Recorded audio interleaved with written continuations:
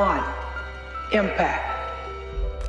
স্ক্রিনে থাকা এই ছেলেটিকে দেখে মনে হচ্ছে খুবই সাধারণ, কিন্তু তার কাজগুলো মোটেও সাধারণ ছিল না। ডেভিড নামের এই ছেলেটি একজন সাধারণ স্কুল স্টুডেন্ট হওয়া সত্ত্বেও পড়াশোনার চেয়ে তার মনোযোগ বেশি ছিল হ্যাকিং এবং গেম খেলার প্রতি। এই ছেলেটি একদিন তার স্কুলের ওয়েবসাইটটি হ্যাক করে বসে। এরপর সে তার নিজের পরীক্ষার প্রাপ্ত নাম্বারগুলো বাড়িয়ে নিতে থাকে। এই কাজ শেষ করেই সে রিল্যাক্সেশনের জন্য বিভিন্ন ওয়েবসাইটে ঢুকতে থাকে নতুন নতুন গেম খেলার জন্য। এর কিছুক্ষণের মধ্যেই নতুন গেম খুঁজতে গিয়ে সে ঢুকে পড়ে এক রহস্যময় সার্ভারে। ডেভিড ভাবে এটা শুধুই একটা গেম, কিন্তু আসলেও সেটি ছিল মার্কিন সেনাবাহিনীর সুপার কম্পিউটার WOPR, যা তৈরি করা হয়েছিল শুধুমাত্র পারমাণবিক যুদ্ধ শুরু করার জন্য। ডেভিড এটিকে এবার গেম মনে করে নিজের অজান্তে ক্লিক করে বসে, আর এরপর থেকে শুরু হয়ে যায় তৃতীয় বিশ্বযুদ্ধের সমস্ত প্রস্তুতি। পাশাপাশি এই গল্পটি মোড় নেয় এক অপ্রত্যাশিত টুইস্টের দিকে। তো বন্ধুরা, আজকের এই গল্পটি কিন্তু খুবই মজার হতে যাচ্ছে। তো দেরি না করে চলো শুরু করা যাক ওয়ার গেমস 1983 মুভিটির গল্প। And welcome to movie network. সাল 1983। সে সময় আমেরিকান মিলিটারির একটি সিক্রেট বেসমেন্ট থেকে গল্পটি শুরু হয়, যেখানে অনেকগুলো মিলিটারি একটি সিক্রেট মিশনে কাজ করছিল। আর এই সিক্রেট মিশনটি হলো কিছু পারমাণবিক বোমা টেস্ট করা। তো বরাবরের মতোই একদিন কিছু সোলজার সেদিন পারমাণবিক বোমাগুলো টেস্ট করছিল। এই বোমাটি অল্প কিছুদিনের মধ্যেই পরীক্ষামূলকভাবে লঞ্চ করা হবে। ঠিক এই সময় সেই সিক্রেট বেসমেন্টের রেডিও বেজে ওঠে, আর সেখানে একটি দেশের লোকেশন দিয়ে পারমাণবিক বোমটি সেখানে লঞ্চ করতে বলা হয়। এরপর সেখানে থাকা দুজন সোলজার তাদের হেড অফিসের পাঠানো সেই লোকেশন অনুযায়ী সেই মিসাইলটিকে টার্গেটের দিকে লঞ্চ করার প্রস্তুতি নেয়। তারপর লঞ্চ বাটন ক্লিক করার সঙ্গে সঙ্গেই সেখানে কাউন্টডাউন শুরু হয়ে যায়। কাউন্টডাউন শেষ হলেই এই মিসাইলটি টার্গেটেড সেই দেশের দিকে লঞ্চ হতে শুরু করবে। তবে ঠিক সেই সময় কাউন্টডাউন শেষ হওয়ার আগেই সেখানে থাকা একজন সোলজার মিসাইলটিকে ডিঅ্যাক্টিভ করে দেয়। আসলেও সেখানকার মিলিটারি ভেবেছিল এই মিসাইলটি যদি লঞ্চ করা হয় তাহলে সাধারণ মানুষের অনেক ক্ষতি হতে পারে, আর এই ইমোশনাল দিক থেকে সেই মিসাইলটিকে থামিয়ে দেয়। এরপরেই সেই ঘটনা তদন্ত করতে সেখানে মিলিটারির হাই কমান্ডার চলে আসে। সে এখানে এসেই সেই সোলজারকে বলে, তুমি কেন এই মিসাইল লঞ্চ হতে বাধা দিয়েছো? তখন সে উত্তর দেয়, আমি অনেকটাই ইমোশনাল হয়ে পড়েছি। তবে পরবর্তীতে এই ঘটনার জন্য মিলিটারিদের উপর সরকার থেকে অনেক বেশি প্রেসার আসতে শুরু করে, কারণ এই মিসাইলটি ছিল একটি পরীক্ষামূলক মিসাইল। আর যেহেতু সরকারি অর্ডার অমান্য করা হয়েছে, তাই সে বেসমেন্ট থেকে সকল মিলিটারিকে মিশন থেকে সরিয়ে মেন্টাল ট্রেনিংয়ে পাঠানো হয়। পরের সিনে একজন অফিসার মিলিটারি কমান্ডারকে একটি সুপার কম্পিউটার দেখায়, আর এই কম্পিউটারের জনক ছিল মিস্টার ফলকান।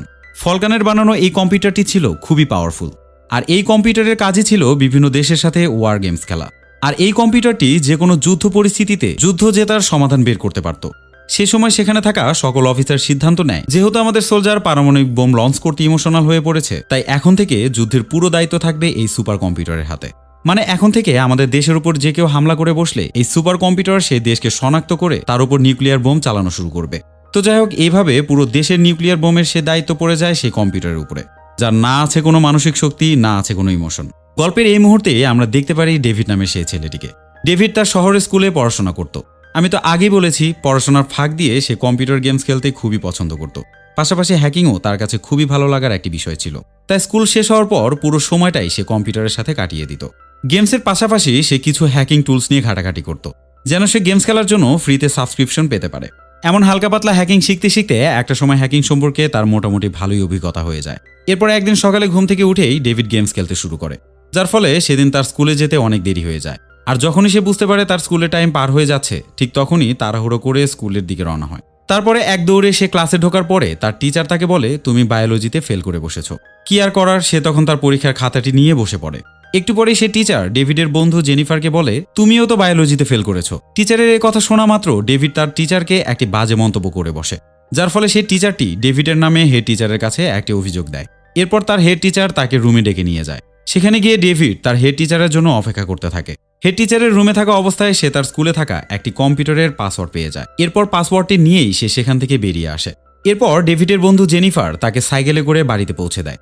রাস্তার মাঝেই জেনিফার তাকে বলে, বায়োলজিতে ফেল করার জন্য এখন আমাদের এক্সট্রা ক্লাসে অ্যাটেন্ড করতে হবে।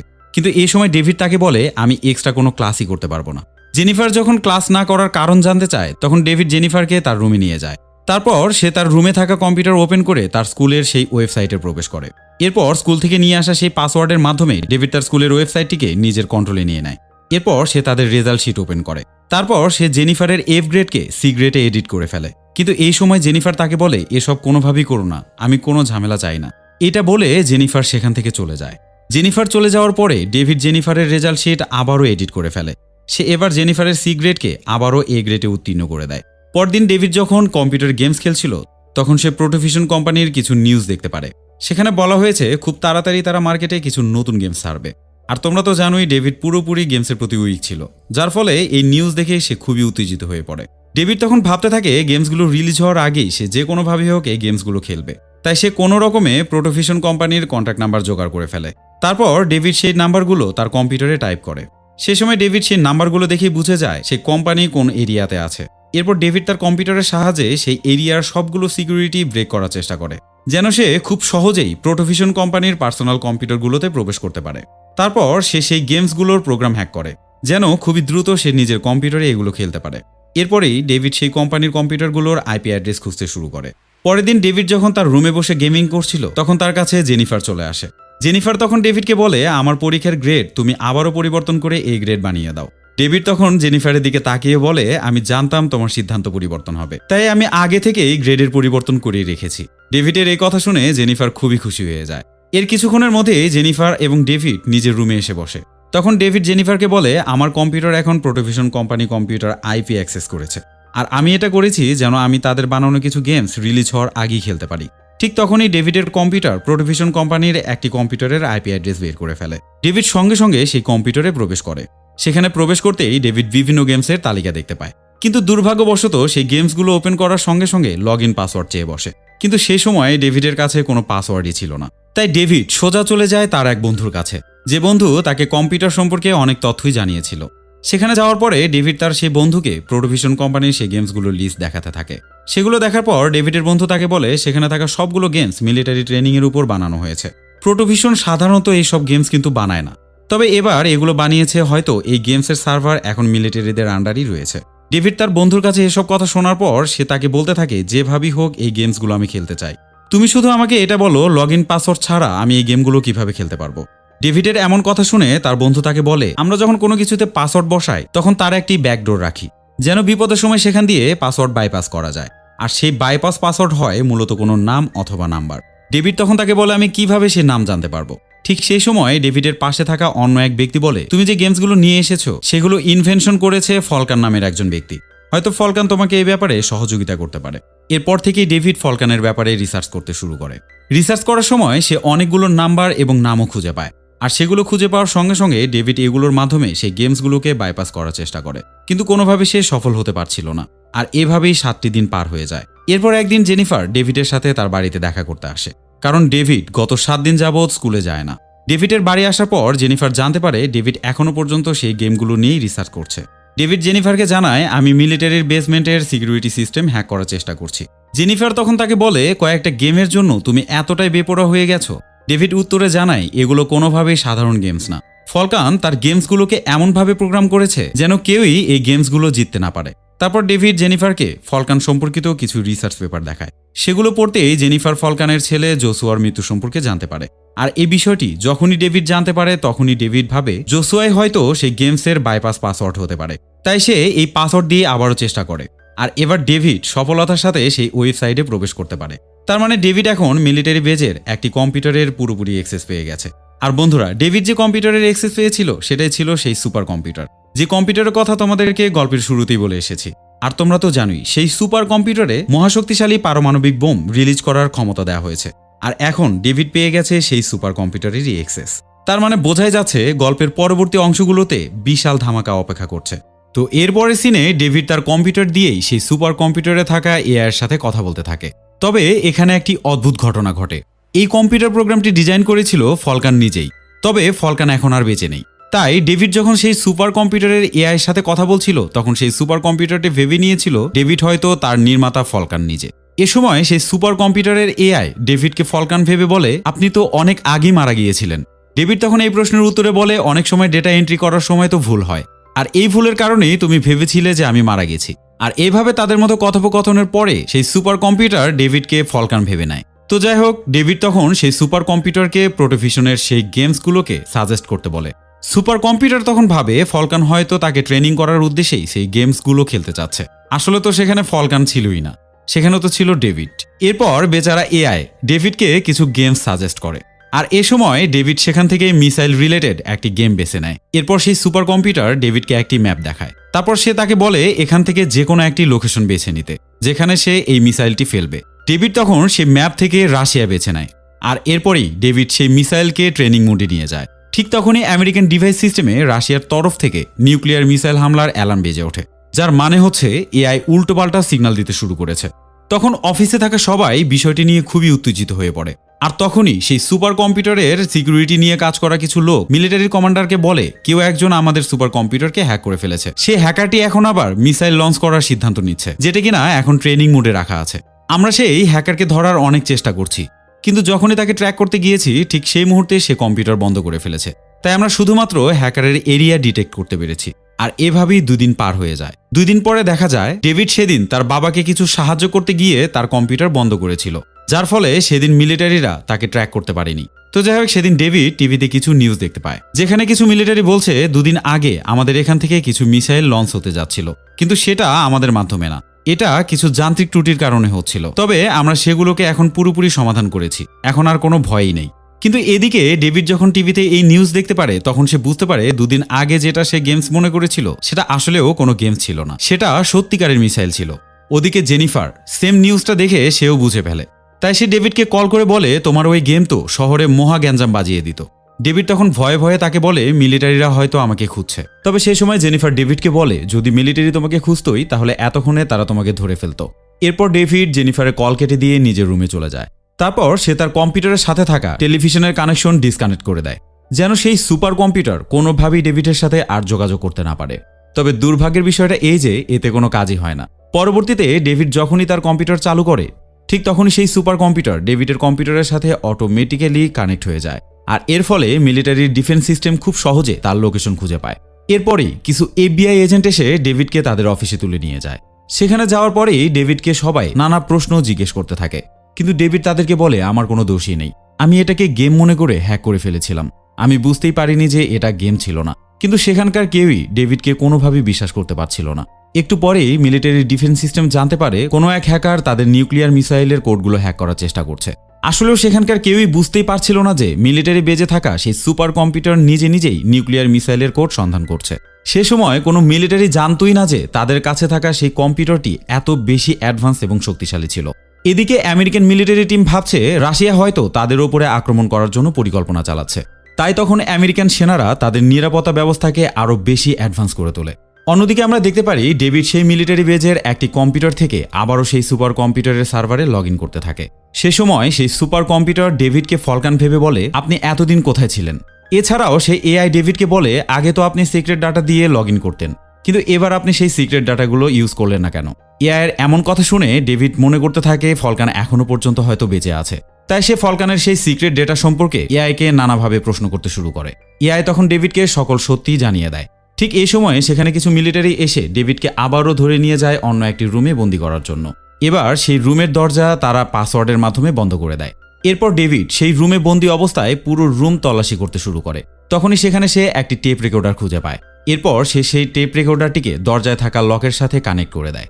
সে এই সময় বাইরে থাকা গার্ডকে ডেকে বলে আমি একটু বাইরে যেতে চাই। ঠিক তখনই বাইরে থাকা গার্ডগুলো ওই দরজার লক টাইপ করতে থাকে।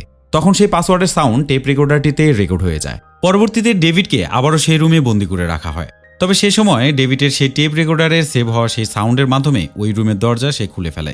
এরপর সে সুযোগ বুঝে সেখান থেকে পালাতে শুরু করে। এরপর আমরা দেখতে পারি ডেভিড মিলিটারি বেজে আসা ট্যুরিস্টদের সাথে সেখান থেকে পালিয়ে যায়। সেখান থেকে পালানোর পরেই ডেভিড জেনিফারকে কল দিয়ে কিছু টাকা চায়, যেন সে ফলকানের সেই গোপন আস্তানাতে যেতে পারে। ওদিকে মিলিটারি বেজের কমান্ডার তাদের রাডারে কিছু মিসাইলের উপস্থিতি লক্ষ্য করে। তারা দেখে রাশিয়া তাদের উদ্দেশ্যে কিছু মিসাইল লঞ্চ করেছে, তাই কমান্ডার তাদের ডিফেন্স সিস্টেমকে আবারও ওপরের লেভেলে তুলে দেয়।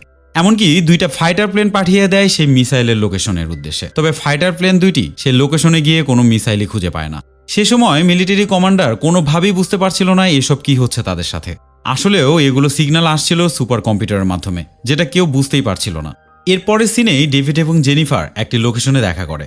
এরপর তারা দুজন মিলেই ফলকানের সেই সিক্রেট লোকেশনের দিকে রওনা হয়। রাস্তায় ডেভিড জেনিফারকে বলে মিলিটারি বেজে রাখা সেই কম্পিউটার খুবই শক্তিশালী। তবে প্রথমত জেনিফার ডেভিডের কথা কোনোভাবেই বিশ্বাস করে না। তবে ডেভিড যখন সেই সুপার কম্পিউটার সম্পর্কে সবকিছুই তাকে খুলে বলে তখন জেনিফার তার কথা শুনে একদমই হতভম্ব হয়ে যায়। সে আসলেও একটা সময় বুঝতে পারে সেই সুপার কম্পিউটারটা কতটা শক্তিশালী। আর এভাবে তারা যেতে যেতে দুজন মিলে ফলকানের সেই সিক্রেট লোকেশনে পৌঁছে যায়। সেখানে গিয়ে তারা ফলকানকে খুঁজেও পায়। আর এই মুহূর্তে ফলকানকে দেখে বোঝা যায় ফলকানের মৃত্যুর সংবাদটা পুরোপুরি ভুয়া ছিল। আসলেও ফলকানের ছেলের মৃত্যুর কারণে ফলকান প্রচণ্ড পরিমাণে কষ্ট পায়। তাই সে তখন নিজের মৃত্যুর মিথ্যা খবর চারদিকে ছড়িয়ে দেয় এবং সেই সময় সে ফাঁকা আইল্যান্ডে এসে বসবাস করতে শুরু করে। ডেভিড এই সময় ফলকানকে বলে, আপনি আবারও মিলিটারি বেজে ফিরে চলুন, কারণ মিলিটারিদের আপনি একমাত্র বোঝাতে পারবেন যে সেই কম্পিউটার সাধারণ কোনো কম্পিউটার না, এটা একটা এআই যেটা নিজে নিজেই সবকিছু বুঝতে পারে এবং করতে পারে। তারা এখনো পর্যন্ত আপনার কম্পিউটারকে কোনোভাবেই বুঝতে পারছে না, যার ফলে খুব তাড়াতাড়ি তৃতীয় বিশ্বযুদ্ধ শুরু হতে পারে। ফলকান এই মুহূর্তে তাকে বলে, আমি এই কম্পিউটার বানিয়েছি যেন আমেরিকা বাইরের সব দেশ থেকে অনেক বেশি অ্যাডভান্স থাকে, যেন যে কোনো যুদ্ধের পূর্বাভাস আগে থেকেই তারা জানতে পারে। আর যে কোনো যুদ্ধের পূর্বাভাস জানা মানেই সে যুদ্ধে জিতে যাওয়ার সম্ভাবনা বেড়ে যাওয়া। তবে আমি এটা তাদেরকে বলতে ভুলে গিয়েছিলাম, সবসময় জেতার বিষয়টা ভাবাটাও উচিত না। এরপর ডেভিড ফলকানকে বলে, দয়া করে আপনি মিলিটারি বেজে কল দিয়ে সবকিছু জানিয়ে দিন। সুপার কম্পিউটারটি এখন তার এআই পাওয়ার দিয়ে বিভিন্ন ফেক অ্যাটাকের চিত্র তাদের সামনে তুলে ধরছে। তারা যেন এগুলোকে কোনোভাবে সত্য না মনে করে এড়িয়ে চলতে থাকে, তা না হলে বিশ্বযুদ্ধ বাঁচতে আর খুব বেশি দেরি নেই। তবে এই মুহূর্তে ফলকান কোনোভাবেই মিলিটারি বেজে কল দিতে রাজি না। ডেভিড তখন তাকে বলে, এআই যদি এভাবে উল্টাপাল্টা সিগন্যাল দিতে থাকে তাহলে আমরা কেউই বাঁচব না। যদি আপনার ছেলে এখনো পর্যন্ত বেঁচে থাকতো তাহলে এই নিষ্ঠুর কাজটা কি আপনি করতে পারতেন? তবে ডেভিডের এই কথা শুনে মিলিটারি বেজে যাওয়ার জন্য সে রাজি হয়ে যায়। তারপর তারা সবাই মিলিটারি বেজের উদ্দেশ্যে রওনা হয়। ওদিকে মিলিটারি রাডারে দেখা যায় কিছু রাশিয়ান সাবমেরিন আমেরিকার দিকে নিউক্লিয়ার হামলা করছে। আসলেও এটাও ছিল এআই এর দেখানো একটি ফেক নিউজ। তবে মিলিটারি কমান্ডার এই মুহূর্তে আসল এবং নকল যাচাই করার আর কোনো সময়ই পাচ্ছিল না। তাই সে তার টিমকে জানায়, তোমরা যত দ্রুত সম্ভব রাশিয়ার বিরুদ্ধে নিউক্লিয়ার মিসাইল প্রস্তুত করো। ঠিক এই মুহূর্তে সেখানে ফলকান হাজির হয়ে যায়। সে মিলিটারি কমান্ডারকে বলে, আপনাদের রাডারে দেখা সকল নিউজই ফেক। এগুলো হচ্ছে ডেভিডের বানানো কিছু প্রোগ্রাম, যেটা কিনা সে গেম মনে করে তৈরি করেছিল, এবং এটা পরবর্তীতে ট্রেনিং মোড থেকে আপনাদেরকে এই সব সিগন্যাল পাঠাচ্ছে। আর ফলকানের এই কথা শোনা মাত্র মিলিটারি কমান্ডার তাদের সকল মিসাইলকে আবারও ডিঅ্যাক্টিভ করে ফেলে। কিন্তু এই সময় সেই সুপার কম্পিউটার নিজে থেকেই সব অ্যাটাককে সিরিয়াসলি নিতে থাকে, যার ফলে সে নিউক্লিয়ার মিসাইলগুলোর কোড ক্র্যাক করতে শুরু করে। আর এই মুহূর্তে ফলকান আর কোনো উপায় না পেয়ে সেই সুপার কম্পিউটারে লগ ইন করার চেষ্টা করে, কিন্তু সুপার কম্পিউটার তখন কাউকেই অ্যাক্সেস দেয় না। কারণ এই সময় সুপার কম্পিউটার তখন ভাবতে থাকে মানুষ হয়তো আবারও ইমোশনাল হয়ে নিউক্লিয়ার হামলা থেমে দিতে চাচ্ছে। আর সুপার কম্পিউটার তো বানানো হয়েছিল এই কারণেই যেন কোনো মানুষের ইমোশন যুদ্ধকে থামিয়ে দিতে না পারে। ঠিক এই সময় ডেভিড তার মাথা খাটিয়ে ব্যাকডোর দিয়ে সেখানে লগ ইন করে, কিন্তু সার্ভারে ঢুকে তারা দেখতে পারে কোনোভাবে সেই মিসাইলগুলোকে আর ডিঅ্যাক্টিভ করা সম্ভব না। কিন্তু ডেভিড সেই মুহূর্তে সার্ভারের সাথে একটি গেম খেলতে শুরু করে। সেই গেমে ডেভিড বারবার একই মুভ করায় ডেভিড ও সুপার কম্পিউটার ম্যাচে ড্র করে ফেলে। আর এই কারণেই সুপার কম্পিউটারের প্রোগ্রাম উল্টাপাল্টা কাজ করতে শুরু করে। সুপার কম্পিউটারটি একটা মুহূর্তে ব্লাস্ট হয়ে যায়। কম্পিউটারটি ব্লাস্ট হওয়ার সঙ্গে সঙ্গে সেখানে থাকা সকল প্রকার মিসাইল ডিঅ্যাক্টিভ হয়ে যায়। আর এই সিনের মধ্যে দিয়েই আজকের এই সুন্দর গল্পটি শেষ হয়ে যায়। তো বন্ধুরা, পার্সোনালি এই মুভির গল্পটি আমার খুবই ভালো লেগেছে, কারণ এই মুভির গল্পের মধ্যে একটি অন্যরকম ব্যাপার ছিল। তো আমার মতো তোমাদেরও যদি এই গল্পটি ভালো লেগে থাকে তাহলে অবশ্যই কমেন্টস করে আমাকে জানাতে পারো। পাশাপাশি যদি এই চ্যানেলে নতুন হয়ে থাকো তাহলে একটাই আবদার, এই চ্যানেলটিকে সাবস্ক্রাইব করবে। তো আজকের বারে এখানে বিদায় নিচ্ছি, দেখা হবে পরবর্তী আরেকটি ভিডিওতে। ততক্ষণে সবাই ভালো থাকো, সুস্থ থাকো, আল্লাহ হাফেজ।